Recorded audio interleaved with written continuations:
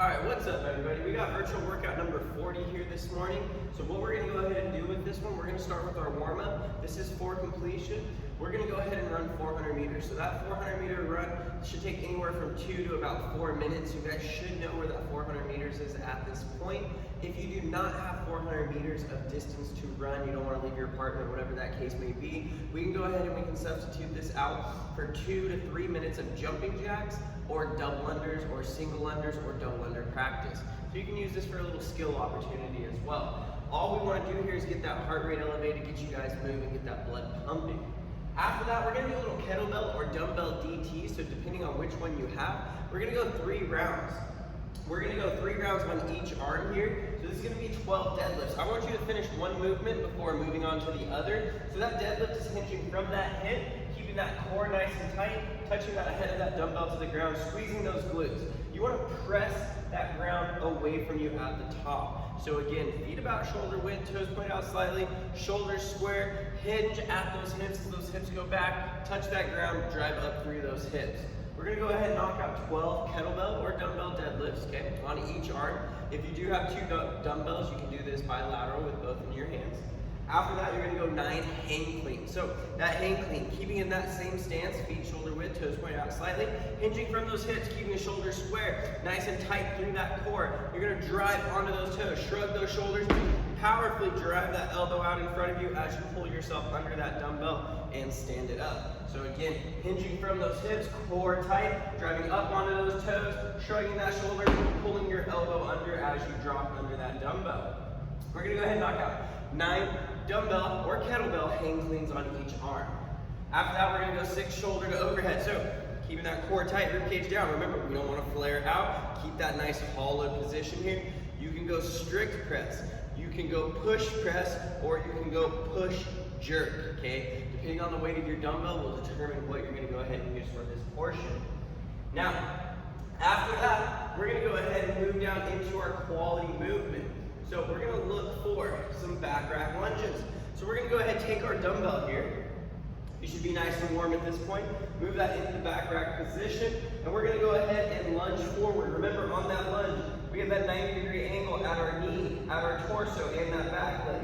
And you're going to go ahead and stand it up, okay? So if you don't have room to progress forward, you can go ahead and lunge in place, pressing yourself back each time, okay? This is going to be 3 sets of 10. This is a hard count, so 10 on each leg.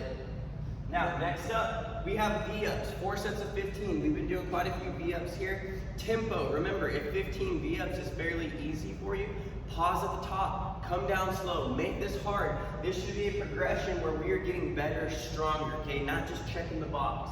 So on that ground here, legs fully extended, hands fully extended. You're going to go ahead and lift with those legs first, meet in the center, okay? And once those legs come off the ground, you're not going to touch that ground. 4 sets of 15 there, guys.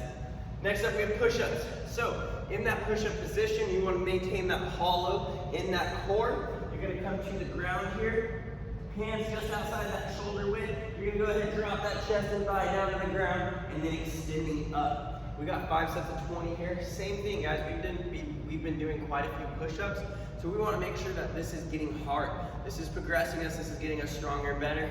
Tempo, right? You can come down slow. You can pause at the bottom. If you can knock out 20, no problem. We want to go ahead and make this a little bit harder today, okay?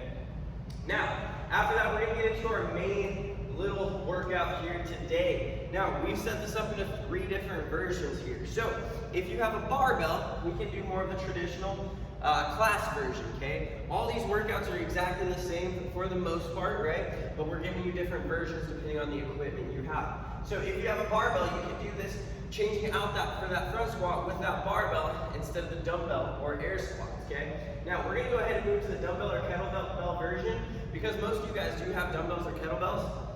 So we got 5 rounds. We're going 30 front squats with that dumbbell or kettlebell. This is a front squat, so we are in that front rack position. Feet shoulder width, toes pointed out slightly. Hips go back, knees drive wide as that hip crease descends below that knee, hip crease, okay? We got 30 dumbbell front squats here. After that, we have 90 double unders. So that double under is 2 revolutions of the jump rope in 1 jump. If you don't have double unders, we're gonna do 180 single unders. If you don't have single unders, we're gonna do 180 plate hops, okay? Or if you don't have a jump rope. So that's where we're hopping our feet on that plate, off that plate, 180 times. After that, we're moving into strict handstand push-ups. So that strict handstand push-up is flipping to that wall, coming down, touching your head, and extending up. Now, if you do not have strict handstand push-ups, we can go kipping handstand push-up for the same rep count, or we can take our dumbbell here and do a strict shoulder to overhead with that dumbbell. Now, in that case, it'd be 15 on each arm, okay? So that's our dumbbell version. Now our body weight version, same thing. We're still looking at 5 rounds here. This time here though, we're going air squats. We're still going 90 double unders, 180 single unders, or 180 plate hops, and 15 strict handstand push-ups. Now, if you don't have handstand push-ups and you don't have a dumbbell, we're going into hand release push-ups for our scaling or our sub option for that one here today. Now, intensity-wise on this one, 5 rounds is gonna take a minute here. Those double unders are gonna get that heart rate elevated. Handstand push-ups are probably gonna slow most of us down here, okay? So you're gonna have a good spike in that heart rate, bringing it down a little bit. Overall though, we should probably be between that 85 and 90% of that maximum heart rate. So this is still a high intensity workout, but maybe not as high as a shorter sprint style workout or a workout that has some rest breaks in it. So still gonna be rough here. You're probably gonna be going for about 12 or more minutes here. So again, get into that pace that's gonna be able to maintain throughout. However, you're still pushing yourself to try to get this one finished.